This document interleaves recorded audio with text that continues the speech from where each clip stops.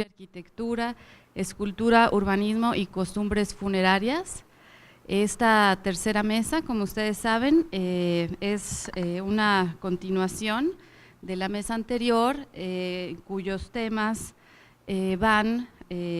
abordan también el periodo virreinal. Y bueno, pues tenemos una mesa muy nutrida. De hecho, tengo el honor de moderar esta mesa. Les presentaré a nuestra primera ponente, que es la maestra Yolanda Ivonne Arámbula. Ella es maestra en restauración y postulante también en la maestría de urbanismo. Es arquitecta perito de la Dirección de Estudios Históricos del INAH y hoy nos presentará el tema Sociedad Novohispana, obligaciones, privilegios y limitaciones ante la muerte. Pues bienvenida, Ivonne, muchas gracias. Gracias, Pali, qué amable. Hola, ¿cómo están? Otra vez de regreso aquí. Me oyen bien, ¿verdad? Mejor así. Pues muchas gracias a la maestra Ethel por la invitación a este coloquio. Y bueno, vamos empezando para que no se nos vaya el tiempo. El propósito de este artículo es mostrar cómo la sociedad novohispana se comportaba ante el hecho inevitable de la muerte. En esta sociedad, donde los diferentes estratos sociales tenían formas de vida y comportamientos tan distintos, marcados por la corona española para diferenciar a sus habitantes y mantener la preponderancia española. El sistema de castas, heredado desde la idea medieval de los estatutos de limpieza de sangre, preponderó a los españoles sobre las mezclas que se dieron entre las diferentes etnias y grupos sociales. Bueno, vemos aquí estas imágenes, son unas cuantas de las diferentes etnias que tenemos. Yo creo que me lo voy a llevar en la mano. Gracias. Las diferentes etnias que se dieron en la Nueva España. Y bueno, tenemos estas espléndidas pinturas que nos muestran la diversidad de la sociedad novohispana. También aquí podemos ver el plano de Martín de Mayorga y el plano de Ignacio Castera, donde la traza nos marca perfectamente este tejido social tan diferenciado. La traza para los españoles, los barrios para los indios y otras castas. La traza se dividió en cuarteles posteriormente con el propósito de control y orden y también definió jerarquías y rangos sociales. La distribución urbana de los grupos sociales es claramente palpable en estos planos. Y así a finales del siglo XVIII se sigue manteniendo la idea desde que se fundó la ciudad, la traza para los españoles y los indios y otras castas afuera. Estas diferencias de sangre también se plasmaron en el lugar, formas y conductas al morir. Los de sangre pura y rango dentro de la iglesia. Los que no eran de tanto rango, pues en el camposanto. Y vemos aquí también cómo la vida cotidiana de la ciudad estaba regida por la iglesia. El repique de campanas que tocaban a misa, a rezo, al duelo.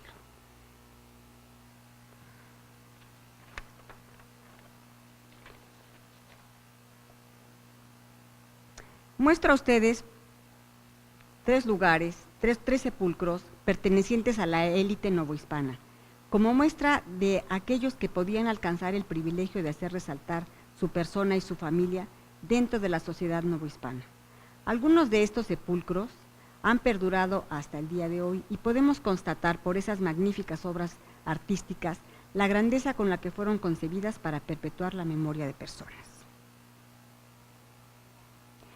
Este es el sepulcro de don Alonso de Villaseca.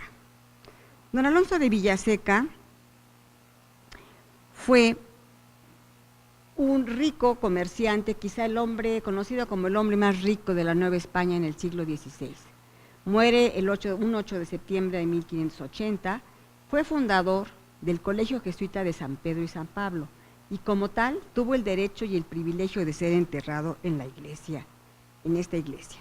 El maestro Gonzalo Obregón hizo un magnífico estudio sobre este sepulcro y nos da a conocer un poco la manera en que encontró este magnífico sepulcro plateresco que él llama el más importante del siglo XVI.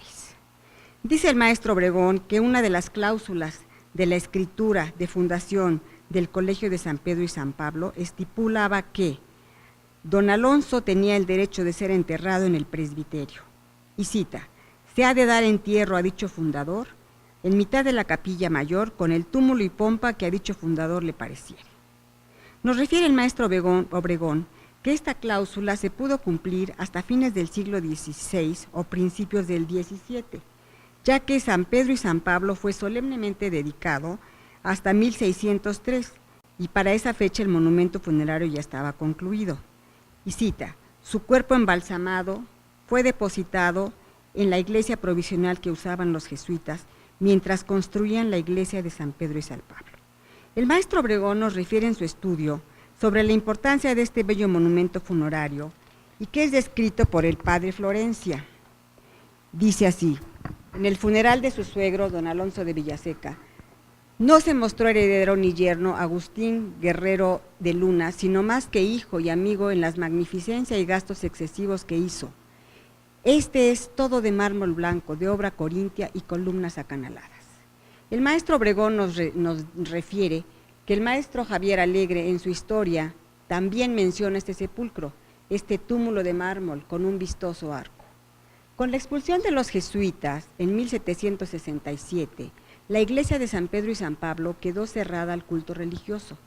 En 1784, por disposición del arzobispo Francisco de Lorenzana, fueron retirados de la iglesia, de la capilla de la Purísima y de la sacristía de San Pedro y San Pablo los restos de los difuntos que ahí se encontraban. La Gaceta de México del 11 de agosto de 1784 nos cuenta que los restos de don Alonso de Villaseca habían sido trasladados por la noche del 20 de julio de ese año al convento grande de San Francisco y colocado en la parroquia de San Miguel, para la cual se tapió la puerta lateral.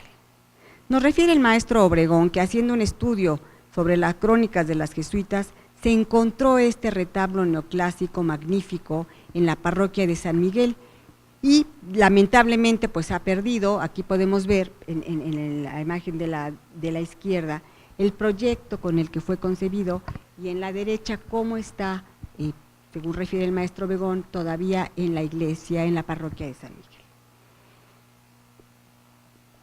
Gracias. Este túmulo reunía, según nos lo refiere el maestro Obregón, lo terrenal en los escudos de ambas familias, ya emparentadas por el matrimonio Guerrero Villaseca, y lo espiritual tenía grabadas las tres virtudes, la fe, esperanza y caridad. Bajo el arco sostenido por columnas corintias estuvo la estatua orante de don Alonso. Otro ejemplo que tenemos de estos magníficos sepulcros dentro de las iglesias de personas importantes es el sepulcro y la figura orante de don Pedro Ruiz de Ahumada, siglo XVII. Don Pedro Ruiz de Ahumada fue mecenas del Colegio Novicio y Casa de Probación jesuita en Tepozotlán, conjunto arquitectónico que, como ustedes saben, desde 1964 alberga al Museo Nacional del Virreinato. En 1604, don Pedro Ruiz de Ahumada dispuso en su testamento una donación de 34,000 pesos para la construcción del colegio y casa de probación jesuita.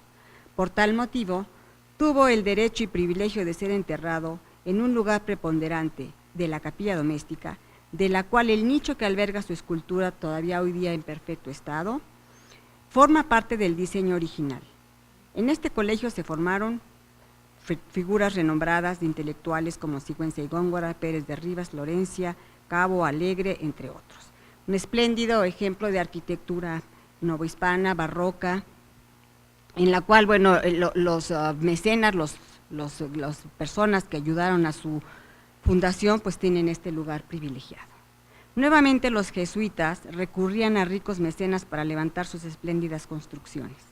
La escultura orante de madera y estufado con policromía, de delicada y espléndida factura, es heredera de la tradición española. Se conserva en la capilla doméstica de novicios de este colegio, ex colegio. Un tercer ejemplo es el sepulcro del capitán Juan Ortega de Valdivia, en las criptas del Colegio de San Angelo, mártir, hoy Museo del Carmen, data del siglo XVII. Estas famosas criptas donde están las momias, pues esta fue la capilla que ahorita les voy a referir. Podrán ustedes ver ahí los escudos, el escudo de armas del capitán Ortega y Valdivia, un corte del sepulcro cuando fue encontrado, y bueno, también tenemos aquí abajo lo que es el espléndido espacio de esta cripta, y este hueco que ahora está con un cristal, pues es la tumba que está referida en estos cortes, y nos refiere el estudio que ahorita les voy a comentar, estos decoraciones de metal que muy probablemente nos dice formaban parte del ataúd donde se encontró, donde estaba la tumba del capitán Ortega y Valdivia. La otra imagen, no sé si ustedes hayan ido reciente o recuerden este espléndido lugar que da preámbulo a bajar a las criptas en el último de los arcos. Este es el lavapiés que usan los párrocos, los curas, para subir al presbiterio y dar la misa. Justo abajo del presbiterio se encuentra esta capilla. Bueno, les relato. El capitán Juan Ortega y Valdivia, caballero de la Orden de Santiago y sargento mayor del Reino de la Nueva España, se sabe que el capitán Juan de Valdivia tuvo negocios varios, entre otros, la tala de árboles en la zona del Ajusco de Tlalpan, apartador de oro y plata, centista de la pólvora, la cual hacía llegar a toda Nueva España y provincias septentrionales como Cuba, Española, Santo Domingo, Haití, Guatemala, Filipinas y aún a España. Fue además militar con grado de capitán. En 1662 fue alguacil mayor del Tribunal de la Universidad de los Mercedarios, veedor de seda, entre otros cargos, es decir, era un hombre poderoso, rico y respetable. En 1627 adquirió una capellanía y un derecho de perpetuidad en la capilla mortuoria del convento de San Ángelo. Las capellanías eran beneficios eclesiásticos con ciertas obligaciones entre alguna institución religiosa y algún fiel.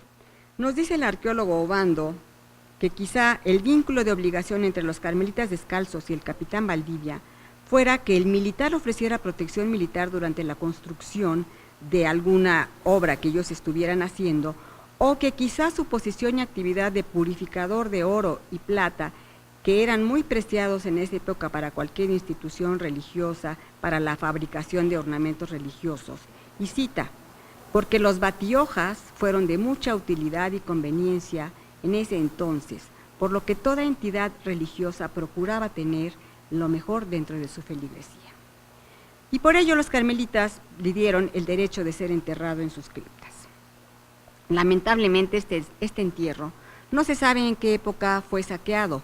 A decir del arqueólogo Roberto Jiménez Obando, arqueólogo de Lina, quien participó en la exploración de esta cripta hacia 1980 y que es autor del libro La capilla mortuoria del convento del Carmen, que es de donde he sacado esta información, la cripta consta de 3 secciones para depositar ataúdes y nos describe que en el centro de la cripta hay un tablón que ahí se encuentra todavía, que funge como tapa del hueco que les mostré y que tiene una inscripción que cita Francisco Fernández del Castillo y dice, esta capilla, entierro es del capitán Juan de Ortega Valdivia y de sus hermanos, parientes y sucesores, año de 1826.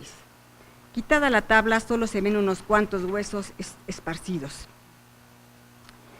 Como vemos, la nobleza virreinal nos ha dejado varios ejemplos de esta costumbre heredada de la nobleza española e italiana. Ricos mecenas que se convirtieron en patronos de iglesias y conventos por las importantes sumas que donaron para la construcción de los conventos, iglesias, capillas, colegios y que además dejaron sumas importantes para la manutención de estas instituciones religiosas. El culto de los santos había adquirido gran importancia y el altar principal o de las capillas dedicadas a diversas imágenes milagrosas se convirtieron en lugares privilegiados, sumamente demandados para todos aquellos que podían cubrir los gastos correspondientes. También este privilegio de descansar en los interiores de las iglesias o conjuntos religiosos, como hemos visto, se alcanzaba por la compra de capellanías o bien por ser miembro de alguna cofradía. Como ya nos relató en una de las participaciones anteriores, los religiosos eran enterrados en los atrios o criptas o en los sotocoros, en el caso de las monjas. Que era el de las monjas, que era el sitio pues donde, como ya nos explicó muy bien el arquitecto, pues eran donde se llevaban a cabo estos entierros de las religiosas. Bien, ahora, el atrio o camposanto. Nos refiere Miguel Ángel Cuellas que aquellos que podían pagar los costos estipulados por la iglesia encontraban un lugar cerca del altar principal o en una capilla dedicada a la glorificación de algún santo milagroso. Otros, pertenecientes a alguna cofradía, garantizaban una muerte digna y un espacio en una capilla mantenida por los cofrades, mientras la gran mayoría, pobres, humildes o indigentes, eran enterrados en los atrios de las iglesias, destinados especialmente para estos fines. Si bien la nobleza y los personajes acaudalados podían descansar al interior de las iglesias y recintos religiosos, la gente común descansaba en terrenos santos, es decir, en el atrio, en el camposanto. Los libros de defunción de cada parroquia guardan los registros de las personas muertas en cada una de ellas, pues era mandato de las autoridades que se debía ser enterrado en la parroquia a la cual pertenecía su domicilio, y de ahí la conseja de que te entierren bajo la cruz de tu parroquia. Obedece a esta razón, y aunque no se tenía el privilegio de estar al interior, sí se tenía el derecho de estar en terreno santo. Aquí tenemos una imagen de la parroquia de San Pedro Tepozotlán, que es uno de los pocos lugares donde todavía quedan algunos enterramientos al interior. Aquí en la fachada no se alcanza a ver muy bien ahí en la imagen, pero tenemos adosados a los lados del acceso 2 tumbas, hay algunas en el piso todavía también. Los terrenos santos para entierros poco a poco desaparecieron de la vida urbana. La prohibición de entierros en las iglesias, el retiro de sepulcros en los atrios de las iglesias y la desaparición de cementerios en conjuntos religiosos dentro del proceso de urbanización y secularización, pues ha dejado pocas huellas de esta etapa. La Santa Inquisición, establecida como una institución de control por el gobierno español, podía en cualquier momento privar no solo de la libertad a cualquier habitante que fuera sospechoso por no ser un buen cristiano, sino consecuentemente privarlo de un lugar cristiano de sepultura. Como veíamos en la imagen tercera que les presenté de una ciudad llena de campanas, llena de iglesias, la vida cotidiana estaba regida completamente, tenían que seguir todos los dogmas de la Iglesia Católica, y uno de los limitantes para poder ser enterrado era no haber seguido todas las dogmas de fe que la Iglesia dictaba. Ahora también había obligaciones cristianas y objeciones que llevaban a que mucha gente pudiera ser excluida del camposanto. Ya nos comentaba también en las pláticas anterior, los niños que no eran bautizados pues no podían ser enterrados en tierra santa. Y bueno, el caso que nos comentaron de las cruces que dejaban a los niños, pues es un poco la explicación también de esto. Para poder ser enterrado en un lugar santo, como les comentaba, las personas debían de haber cumplido con ciertas obligaciones, es decir, el difunto debía de haber cumplido con los preceptos de la religión católica, asistir a misa, haber cumplido con el sacramento de la confesión, por lo menos una vez al año, así se estipulaba. El primer concilio de México en 1555 determinó que carezcan de eclesiástica sepultura los que no se confesaran por lo menos una vez al año y los que no recibieran el sacramento de la Eucaristía en el tiempo que eran obligados. Excluidos del cementerio estaban los suicidas, los excomulgados y los herejes. La Santa Inquisición, establecida como una institución de control del gobierno español, pues podía determinar quién podía y quién no podía, de acuerdo a si había sido un buen cristiano o no. El testamento. El testamento era una obligación religiosa, pues esto garantizaba, por un lado, el derecho jurídico de la propiedad y, por otro lado, daba fe que el testador moría invocando y alabando la fe cristiana. Entre los actos que realizaba un moribundo para poder tener una buena muerte, estaba el dictar su testamento. De esa manera quedaba en paz con Dios y con los hombres. El testamento se relacionaba tanto con aspectos legales como religiosos, sociales, estamentarios de la sociedad novohispana, y estaba relacionado con el matrimonio, la viudez, el mayorazgo, las propiedades urbanas y rurales. La estructura del testamento la podemos resumir así. Inicia con la confesión de ser cristiano y alabar el nombre de Dios, virgen y santos, y asentaba que moría dentro de la fe cristiana. Segundo, señalaba el lugar del entierro, los clérigos que lo acompañarían, las misas que tendría y las obras pías que el testador deseaba que se hicieran en cuanto se pagara por estos servicios. Cuánto dejaba en favor de la iglesia o institución religiosa favorecida. Y tercero y cuarto, sobre sus bienes, deudas, legados y repartición a sus herederos y albaceas. La doctora Teresa Rojas Rabiela, en su obra Vida y bienes olvidados, nos deja ver que también la nobleza indígena dictó testamentos durante el siglo XVI y que fueron escritos originalmente en náhuatl y traducidos al castellano. Sin embargo, de acuerdo a la doctora María de los Ángeles Rodríguez, quien citando a Motolinía y Mendieta alude que a los indios no les interesaban mucho los testamentos, pues ellos dejaban a sus hijas menores y solteras y que no eran afectos a la realización del testamento. Por otro lado, la doctora Verónica Zárate Toscano, en su libro Los nobles ante la muerte, nos anota que los testamentos de la nobleza novohispana eran la preocupación e interés del testador por su entorno familiar y social, que por un lado buscaba frenar las disputas que mancharan el honor de su familia y por el otro lado asegurar el futuro de sus descendientes, la perpetuidad de su linaje. Esta obligación también la tenían y lo llevaban a cabo bajo ciertas reglas, es decir, el testamento era una obligación civil y religiosa, y cumpliendo así obligaciones tanto espirituales como jurídicas.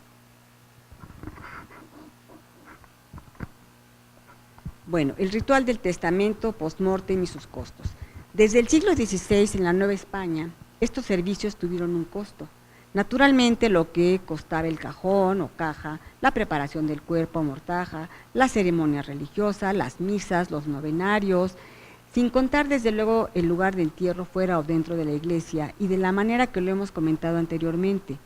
Sobre estos pagos o costos o limosnas, como le llamaban, la iglesia justificaba su pago o donativo así, cito: otros y mandamos que no se vendan las sepulturas ni enterramientos, ni se haga pacto, no conveniencia sobre ellos, sino que enterrado el cuerpo, se dé a la iglesia la limosna a la costumbre para su fábrica, en descuento de sus culpas y pecados, y por ello la iglesia le es obligada a rogar a nuestro Señor por ellos, y les da sepultura según sus méritos y limosnas. Estas limosnas, entre comillas, incluían la administración de los sacramentos al moribundo y todos los rituales post-mortem. Este ritual del entierro, el ceremonial post-mortem, si bien el cristiano cumplía con sus obligaciones religiosas, pues tenía que haber cumplido con también el costo y con una serie de preparaciones para llevar a cabo su entierro.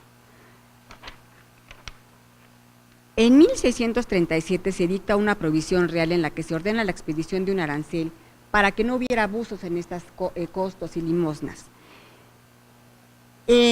Estos entierros estaban perfectamente estipulados. Había entierros de pobres con solemnidad, había entierros sin pompa de españoles, negros y mestizos, entierros de pompa que se pueden hacer con todos los acompañantes que se quisiera, y también la ofrenda estaba bien estipulada.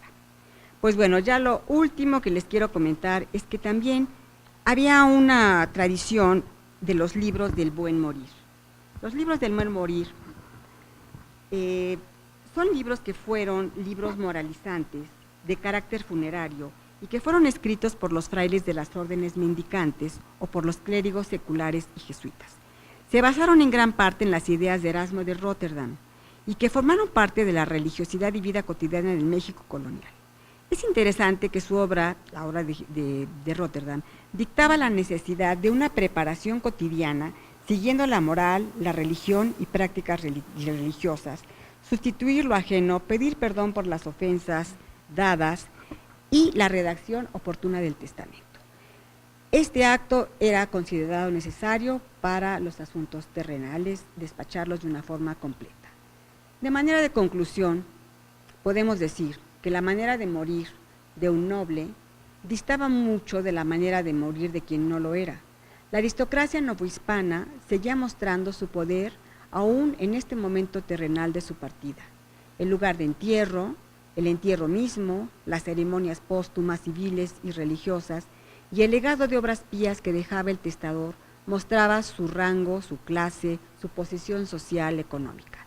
De igual manera, la aristocracia y sus lucidas y magníficas exequias y túmulos, la sociedad colonial mantuvo sus estamentos y preponderancia de pureza de sangre, aún ante el hecho inevitable de la muerte.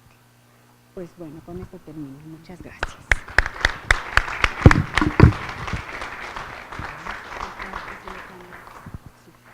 Pues muchísimas gracias, Ivonne. Espléndida ponencia. Efectivamente, nos muestra estas diferencias novohispanas, bueno, en época novohispana de enterramientos, bueno, que si bien denotan justamente una diferenciación entre clases sociales, pues también se agradece que nos hayan dejado bienes tan espléndidos, ¿no?, como estos sepulcros de la nobleza y bueno, y en muchos casos también camposantos aún reconocibles, también con características patrimoniales importantes. Y bueno, ahora le damos la bienvenida al doctor José Javier Zárate Rincón, perdón, maestro, pero postulante a doctor en artes, ¿verdad?, por la Universidad de Guanajuato y maestro en restauración. Él nos presentará el día de hoy el Panteón de San Sebastián y los primeros héroes de la independencia. Pues muchas gracias.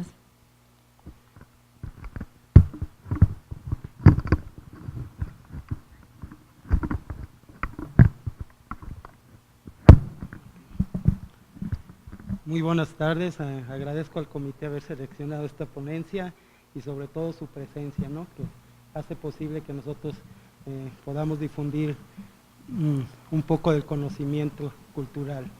Mi tema es el Panteón de San Sebastián y los primeros héroes de la independencia.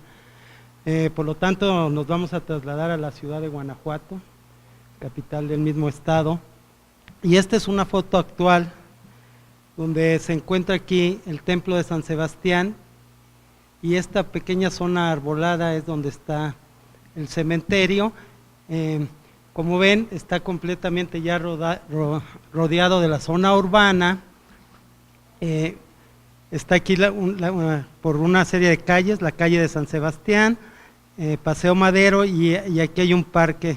Al fondo se ve la Basílica de Guanajuato y la Universidad de Guanajuato. Guanajuato fue elevada al rango de ciudad el 8 de diciembre de 1741 por el rey Felipe V y en su título nos dice: a la muy noble y leal ciudad de Santa Fe y Real de Minas de Guanajuato. Es también en el siglo XVIII que ya se tiene noticias relativas al Camposanto de San Sebastián. Este es una vista parcial del plano de Joseph Rozuela y Ledesma del año de 1750, y aquí en el número 50 se encuentra lo que es la capilla de Gutiérrez y el Camposanto de San Sebastián, muy rectangular en su traza. La capilla de Gutiérrez, ya tenemos, eso fue un testimonio gráfico. Como testimonio escrito ya tenemos que Rosa de Castilla en su testamento del 24 de diciembre de 1750 nos dice que mando que un Jesús nazareno que tengo de lienzo sea para la capilla de Gutiérrez. Desgraciadamente, aunque hay muchos archivos todavía en Guanajuato, otro tanto se perdió sobre todo parte del siglo XVI y del XVII, cuando la lucha de independencias llevaron todos los archivos a la Alhóndiga de Granaditas, y entonces ahí se perdieron en la batalla. Bueno, es muy probable que haya una asociación de esta capilla con una hacienda de minas o hacienda de beneficio de mineral que compra José de Rada Capetillo el 15 de marzo de 1718 y que se encontraba ya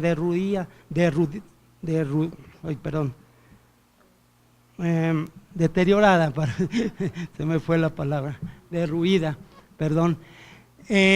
Como ven, 1718 ya existía esta capilla, y después esta hacienda se va a conocer con el nombre de San Jerónimo. Ahora esta capilla está aislada, casi nunca se abre, entra por una cerrada que se llama de San Sebastián, y aquí se venera un Cristo negro de pasta de caña, entonces probablemente hasta pueda ser del siglo XVII. Lo que no tenemos son los documentos para poder constatarlo fehacientemente, pero es mucho más antiguo. La capilla de Gutiérrez, como se ve al fondo, está la entrada a lo que era el Camposanto, por ese frontón triangular, y en su frontón, aquí como se puede ver, hay unas calaveras. Esta ya es una entrada secundaria en la actualidad, se mantiene cerrada la mayor parte del tiempo, igual que la capilla. Generalmente se abre en Semana Santa. Bueno, aquí tenemos la entrada que viene de esto que es parte de la capilla de Gutiérrez, y podemos ver lo que nos queda visualmente ahora, que son una serie de tumbas adosadas al muro perimetral y a los muros del templo de San Sebastián. El templo de San Sebastián va a ser inaugurado en 1782 a instancias de José Moratín. Más adelante vamos a ver esta tumba. Esta es la entrada principal del templo de San Sebastián. Aquí hay un plano del presbítero Lucio Marmolejo que dejó unas efemérides que narran todos los aconteceres de Guanajuato hasta 1885, desde su creación, y podemos ver en esta parte parcial que aquí está el Camposanto, ya de una forma ya irregular. Esta va a ser el templo de San Sebastián, y esta es la capilla de Gutiérrez. Todavía se ve como el río corría a cielo abierto, y hay una particularidad por aquí, que es había un Camposanto protestante. Aquí se perdió eso, no hay ni un solo dato más que este gráfico de Lucio Marmolejo. Probablemente los ingleses, aquí había una hacienda de beneficio que se llama la Hacienda de San Agustín, y probablemente se llevaron a sus muertos y sus registros los ingleses. Ahí esa hacienda de beneficiar metales la trabajaba la Anglo-Mexicana de Minas y Casas de Moneda. Se perdió, no hay nada, al menos aquí. Probablemente en Inglaterra podría quedar algo al respecto. Bueno, la madrugada del domingo 16 de septiembre de 1810, como todos sabemos, en el pueblo de Dolores se enciende la llama de la rebelión insurgente. Miguel Hidalgo, Ignacio Allende y Juan Aldama emprendan un camino sin retorno a su encuentro con la muerte y a la gloria nacional. En la ciudad de Guanajuato, donde se va a incorporar Mariano Jiménez, va a tener el viernes 28 de septiembre de 1810 la primera batalla de la independencia. El escenario es nada menos que la Alhóndiga de Granaditas. Por aquí esto también nos va a servir un poco más tarde. Bueno, sigue la lucha por la independencia, con altos y bajos, más bajos que altos, y en su ida hacia el norte, los principales jefes de la insurgencia son aprendidos en Acatita de Baján, que es el municipio de Castaños en Coahuila, trasladados a Chihuahua, donde el 26 de junio de 1811 van a ser pasados por las armas Aldama, Allende, Jiménez, y el 30 de julio de 1811 el cura Hidalgo. Bueno, sus cabezas van a ser cercenadas, de sus cuerpos y enviadas a Guanajuato, donde van a ser recibidas el 14 de octubre de 1811 para ser colocadas en las 4 esquinas exteriores de la Alhóndiga, en jaulas de hierro suspendidas por escarpias. Aún queda por aquí está una escarpia y está señalado cada una de las esquinas donde estuvo la cabeza de cada cual de estos héroes. Bueno, el plan de Iguala se va a proclamar el 24 de febrero de 1821 y se va a basar en 3 hechos fundamentales: religión, que va a ser la católica, independencia y unión, la igualdad social. Tuvo como principales caudillos a Agustín de Iturbide y a Vicente Guerrero, y sostenido por el ejército trigarante, va a culminar con la consumación de la independencia. En Guanajuato, los jefes realistas del Bajío se van a unir a este plan, como el entonces coronel Anastasio Bustamante, que después va a ser presidente de México, y el teniente coronel Luis Cortázar y Rábago, que más tarde va a ser gobernador de Guanajuato, y que por cierto, cuando muere le quitan su corazón y es enterrado en el Colegio de la Purísima Concepción, que es hoy la Universidad de Guanajuato. Entonces, bajo el mando de Bustamante, entran las tropas a Guanajuato el 24 de marzo de 1821, y el día 28 siguiente se hacen quitar las cabezas de los héroes de las 4 esquinas de la Alhóndiga y se les sepulta con gran solemnidad en el Panteón de San Sebastián, que es nuestro tema. Habían estado ahí colgadas por casi 10 años. Bueno, el soberano Congreso mexicano va a expedir un decreto el 19 de julio de 1823 en honor de los primeros héroes y a los que siguieron, en el cual declara buenos y meritorios sus servicios hechos en la Guerra de Independencia. Se les declara asimismo beneméritos de la patria y en grado heroico. Entre otros, a Hidalgo, Allende, Aldama y Jiménez, y a todos ellos se les tendrá que exhumar sus restos para conducirlos aquí a la Ciudad de México. En cumplimiento de este decreto, los venerables restos el domingo 31 de agosto de 1823 se exhuman, se conducen a la iglesia parroquial y el día siguiente se celebra oficio de difuntos con oración fúnebre, emprendiendo después el viaje rumbo a su destino final, o sea, la Ciudad de México.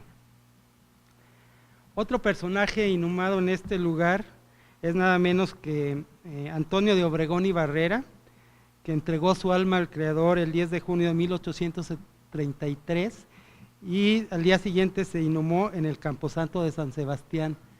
Es el segundo ex conde de Valenciana y último dueños de la muy rica hacienda de plata de la Valenciana, muy famoso, incluso Humboldt hace mención a ella. Esta está adosada en uno de los muros laterales del templo de San Sebastián. Bueno, el espacio hegemónico para enterrarse fue por muchos años el Panteón de San Sebastián, hasta que el 13 de marzo de 1861 es inaugurado el Panteón Municipal, este eximio lugar que gracias a que se encontraron cuerpos momificados, o sea, las momias de Guanajuato, ha catapultado a la ciudad a niveles internacionales.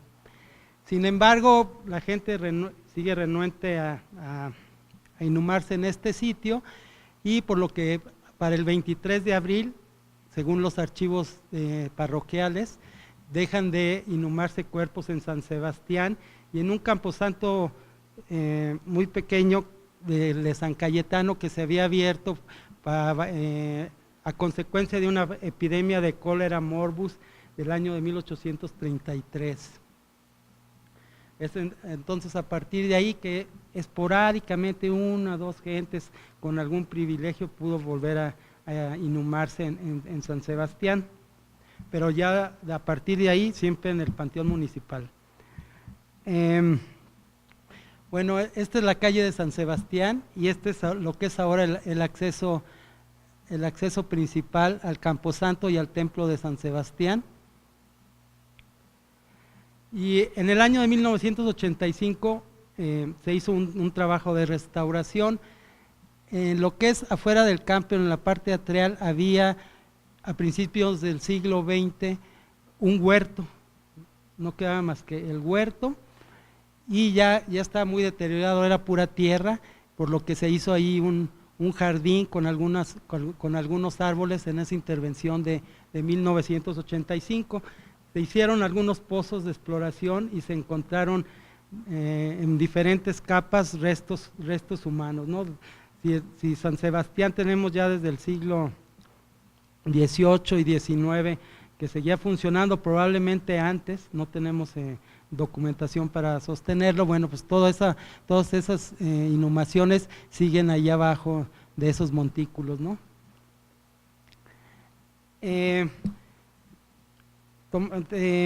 Durante el sexenio de López Mateos se mandó que se colocaran a través del territorio nacional unas cabezas de águila que deberían estar sobre un pedestal. Son diseños del escultor silaoense Tomás Chávez Morado. Estas cabezas de águila marcan la ruta de Hidalgo desde el inicio de la independencia hasta su muerte en Chihuahua. Sin embargo, existe esta en el Camposanto de San Sebastián o en el Templo de San Sebastián, que lo ligan a todos los héroes post-mortem, ¿no? Con este sitio. Deberían estar en un pedestal, sin embargo, en esta intervención de 1985 le encontraron así la cabeza y la colocaron sobre la parte jardinada de lo que era el atrio. Es la única que hay en Guanajuato, me refiero a la ciudad, que marca esta ruta no hay una, por ejemplo, en la Alhóndiga de Granaditas, que debería ser también, ¿verdad? Pero bueno, esta es la que está en Guanajuato y está precisamente en este Camposanto. Esta es una foto de los años 70, 1970. Aquí se ve la entrada principal y la estoy refiriendo, aquí va un arriero, porque en esta parte, en esta intervención de 1985, se abrió un nuevo acceso al Camposanto. Porque no nada más había el anterior, que es muy pequeño. En el estado actual, todas las tumbas que aún existen están adosadas al perímetro que circunda y limita lo que es el Camposanto y la iglesia, con el exterior que está lleno de casas y calles. Aquí están otras tumbas. En la parte de atrás se tuvo que levantar algunos muros porque daban con casas y se veían los tinacos del agua y todo. Entonces, como una parte visual se restauró y dejaron estas tumbas, que todas ellas son del siglo XIX. Lo anterior ya se perdió.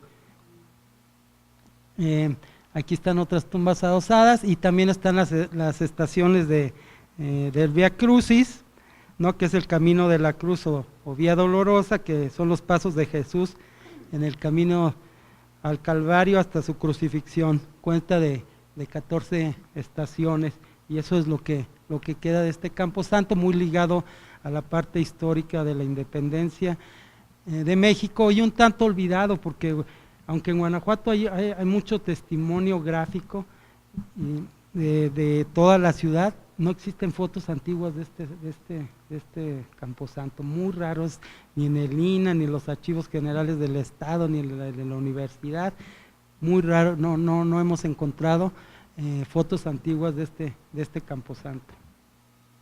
Bueno, por mi parte es todo, es la bibliografía y muchas gracias. Esta es una placa que se puso en 1985, precisamente haciendo alusión en esta intervención a que aquí estuvieron las cabezas de los mencionados héroes. Gracias.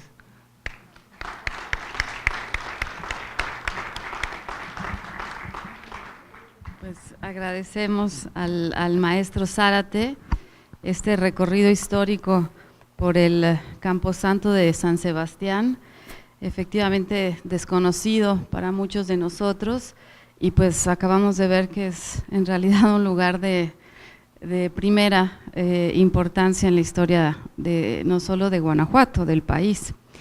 Y bueno, pues ahora tenemos el gusto de escuchar a la maestra Erika Itzel Landa Juárez.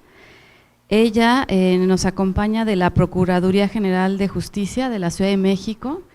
De hecho, yo al escuchar su proveniencia me pareció un poco extraño, pero ya al recorrer su semblanza curricular entendí muy bien el papel que juega, digamos, en estos temas. Ella es antropóloga, maestra en ciencias penales y actualmente pasante del doctorado en estudios mesoamericanos. Y bueno, además de los trabajos que realiza en la PGJ de la Ciudad de México, pues también colabora con la Dirección de Salvamento Arqueológico de Lina. El día de hoy nos va a presentar una ponencia titulada Un feligrés sepultado en el convento de Corpus Christi en el siglo XIX. Pues muchas gracias, maestra.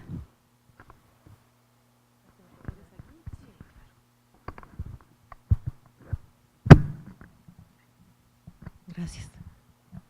Bueno, buenas tardes. Yo les voy a platicar acerca de una investigación que realicé durante las excavaciones del convento, ex convento de Corpus Christi, de la cual hice mi tesis de doctorado.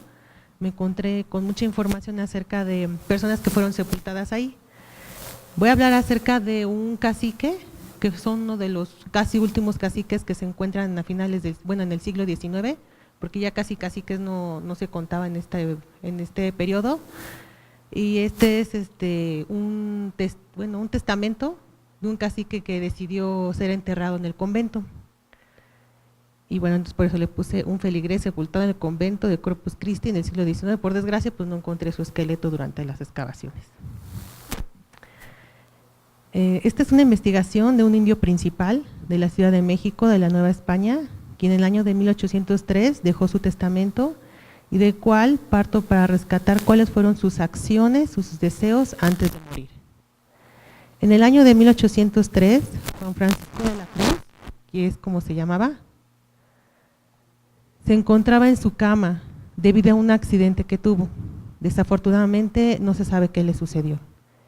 Y en vista de que se sentía mal, decidió purificar su alma y pensamientos por medio de la Sagrada Confesión.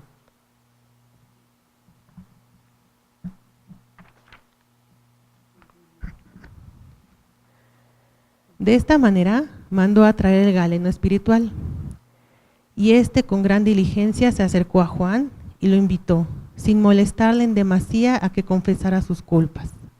Le dijo con delicadeza y sigilo que pensara y sintiera el dolor sobrenatural que provocó haber ofendido a Dios, y al mismo tiempo de apreciar, de sentirse digno de ser amado sobre todo lo creado. Que ame y respete más a Dios sobre todas las criaturas, porque el hombre recibe innumerables beneficios y contribuye con tantas ingratitudes. Por lo regular eran algunas de las palabras que siempre el galeno espiritual o el sacerdote se dirigía a las personas que estaban a punto de morir, diciéndole más o menos algunas palabras así. La acción de los dos actos, tanto el de contrición como el de gratitud, duraron varias horas en los aposentos de Juan, y sin ser molestados por familiares o amigos, para poder recibir la ayuda de la gracia divina y esperar el perdón de sus pecados. Cuando el galeno espiritual llegaba a una casa, pedía permiso para entrar, había todo un ritual y no se permitía el acceso a muchos familiares, solamente a algunos o a veces a ninguno.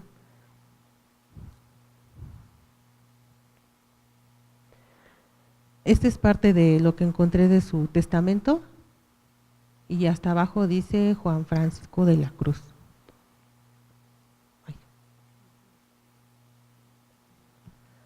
Posterior a la confesión, llamó al notario para disponer de sus bienes y decidió hacerlo cuando todavía sus sentidos estaban despiertos, y así poder recordar a las personas que le debía y a que él le debían. evitando olvidar parientes para dejar las respectivas herencias y evitar pleitos entre familiares.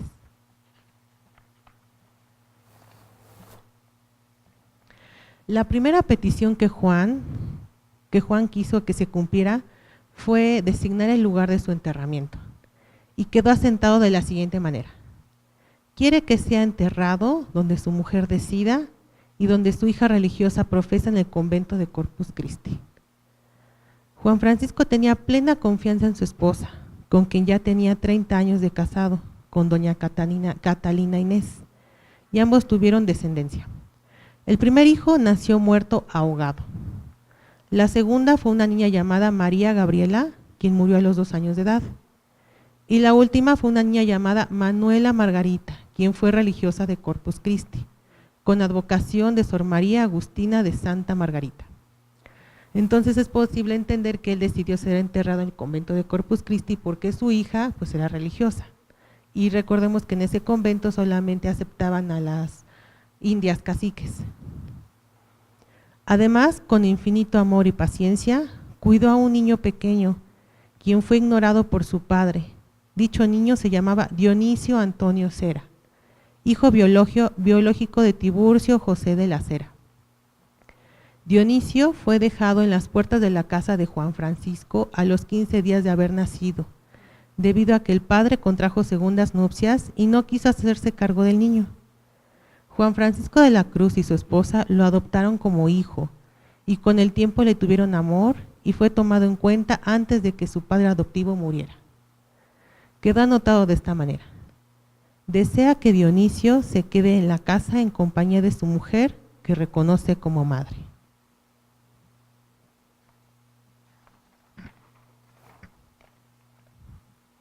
Además, procuró no dejarlo desamparado económicamente y dijo ante el notario que, portándose bien, se le dará una yunta de bueyes, un caballo encallado y entrenado, una mula y un pedazo de 30 de mis otros bienes para que se ayude.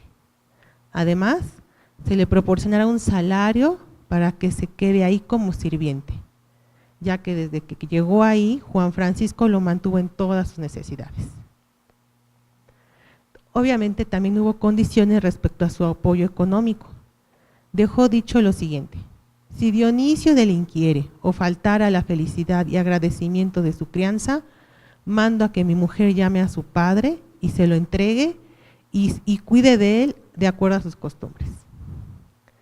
Todas las pertenencias de Juan las dejó en herencia para su mujer y cuando ella muriera, dejó dicho que los bienes fueran en beneficio de las religiosas del convento de Corpus Christi. Que las religiosas no se olviden de hacer oraciones para él, dejó dicho. Juan Francisco de la Cruz protestó de querer morir como fiel cristiano, eligiendo por su abogada a la Santísima Virgen María e invocando en defensa al glorioso Arcángel San Miguel y a su santo ángel custodia. Juan confesó que no hay más que una verdadera fe, que es la que tiene y enseña la Santa Madre Iglesia Apostólica, Católica, Apostólica y Romana, regida por el Espíritu Santo, en la que se perdonan todos los pecados por el santo sacramento de la penitencia, en el nombre del Padre, del Hijo y del Espíritu Santo, un solo Dios verdadero y 3 personas distintas, en la cual él siempre creyó y vivió y quiso morir como fiel cristiano, pidiéndole a Dios misericordia. Juan Francisco también protestó su ruego humilde a la gloria y bienaventurada siempre Virgen María, Madre de Dios, abogada nuestra, se digne de mirar con sus piadosos y elementísimos ojos y alcanzar de su amantísimo Hijo el perdón de todos sus pecados, y sentencia favorable en el tribunal riguroso de su justicia, y que no lo desampare conducirle al cielo. Es muy probable que Juan también haya sido devoto de la Virgen del Rosario, debido a que tanto las religiosas del convento de Corpus Christi como los feligreses del barrio fueron devotos de dicha Virgen.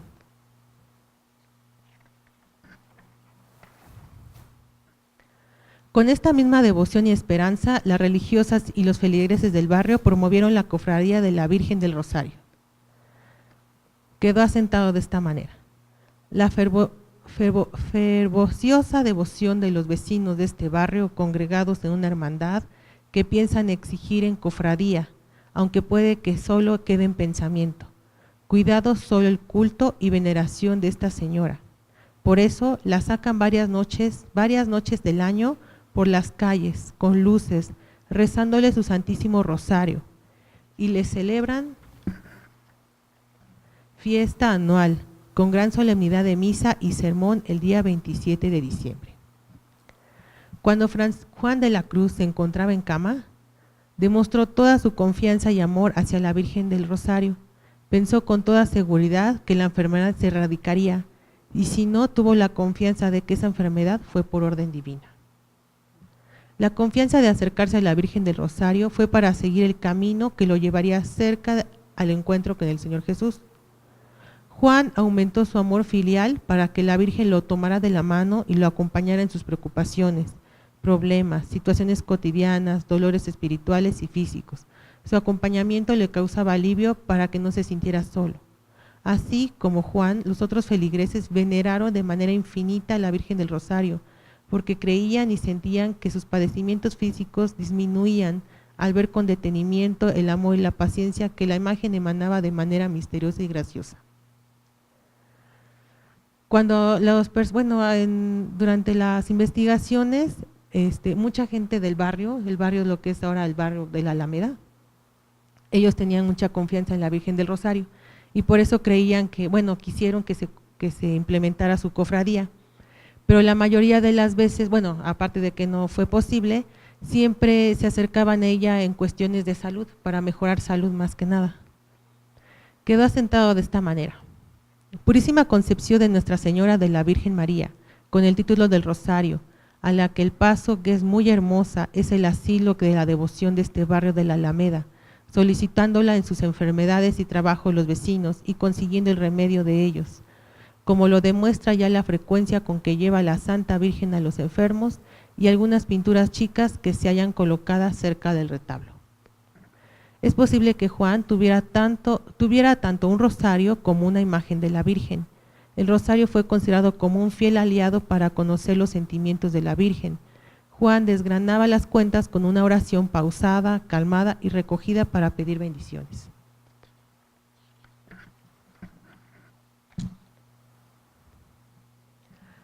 La contemplación de la imagen durante la enfermedad o tránsito de la muerte provocó un alivio espiritual contra las tentaciones del demonio. La imagen podía variar un poco en cuanto a su iconografía, mostrando a la Virgen con el niño, sentada o de pie, o en algunos casos entregando el rosario a Santo Domingo. Con todas estas medidas espirituales tomadas en cuenta por Juan de la Cruz, el último suspiro emanó paz, serenidad, confianza, seguridad y amor. A pesar de que no se consolidó la cofradía de la Virgen del Rosario en el convento de Corpus Christi, fue posible encontrar que existió una patente en la Archicofradía de Nuestra Señora del Rosario, con sede en la iglesia parroquial del pueblo de Tepotzotlán. Y hasta aquí sería toda mi ponencia acerca de este señor que en sus últimos momentos en el testamento decidió cómo se enterrara, dónde se enterrara, por qué, podemos saber por qué, y pues todo el tránsito que hubo para el bien morir. Gracias.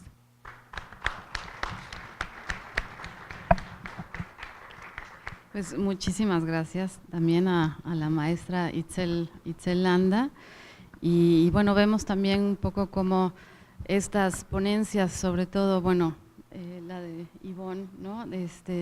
Tienen que ver, ¿no?, estos testamentos en donde pues se dejaba especificado dónde, cómo, ¿no?, y a quién se dejaban sus bienes. Y yo antes de pasar a la sesión de preguntas, quisiera aprovechar este momento para entregar las constancias a los ponentes de esta mesa, a Yolanda Ivonne Arámbula Álvarez, un aplauso por favor. José Javier Zárate Rincón. Gracias. Erika Itzel Landa Juárez. Muchas gracias. Muchas gracias. Y pues ahora sí, dejo el micrófono abierto al público para las preguntas.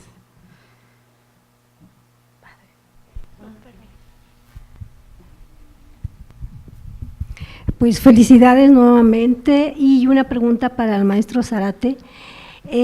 Ahí se menciona en la placa que allí estuvieron los restos, pero exactamente el lugar, en el piso, adosados a la iglesia, a la capilla, no.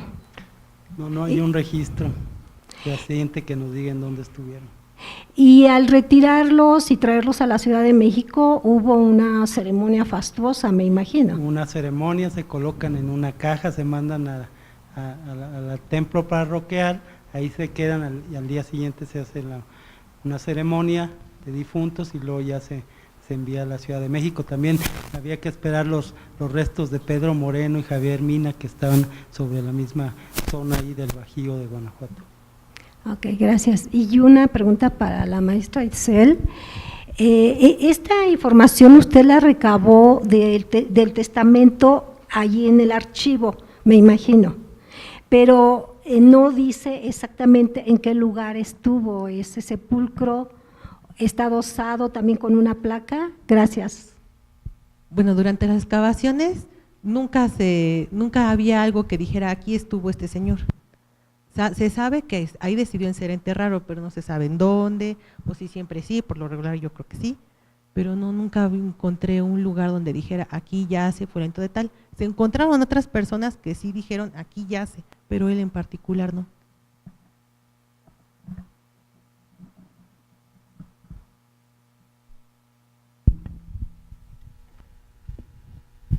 Buenas tardes, para el maestro Zárate. No dijo dónde quedaron sus cuerpos de los héroes. ¿Qué pasó con los cuerpos? No, ellos también fueron, todos los restos fueron exhumados y llevados, pero a Guanajuato solo llevaron las cabezas.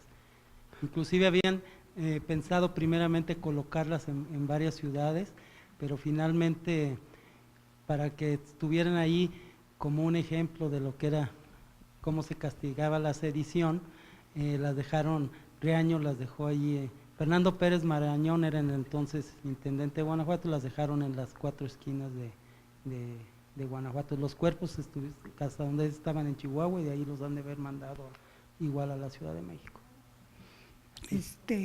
¿Se puede visitar el panteón y ver dónde quedaron sus tumbas o dónde estuvieron las cabezas? ¿O no quedó tampoco nada de eso en Guanajuato? No, exactamente, como no hay un testimonio exacto de dónde quedaron, no se sabe exactamente dónde están. Y sí está abierto, el templo está abierto al culto todos los días, el templo de San Sebastián, y ahí en la parte hay un jardín arbolado y como les dije, solo están las tumbas adosadas en el perímetro que circunda y cierra el camposanto y la iglesia. La iglesia o lo que es la capilla de Gutiérrez, esa se abre a veces una vez al año, por ahí, en Semana Santa generalmente, y está este Cristo negro, ¿no? que de pasta de caña. Ok, gracias. Capilla de Gutiérrez.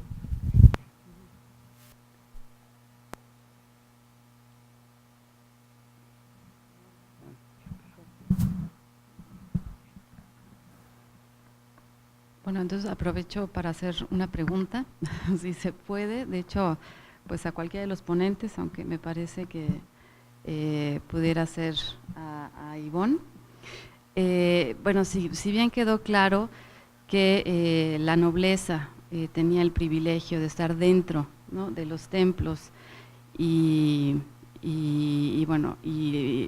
pobres, indigentes y demás ciudadanos comunes en el Camposanto, pero sí vemos diferencias entre, por ejemplo, los que estaban adosados al propio templo, algunas tumbas más majestuosas que otras, ¿no?, o más visibles al menos que otras.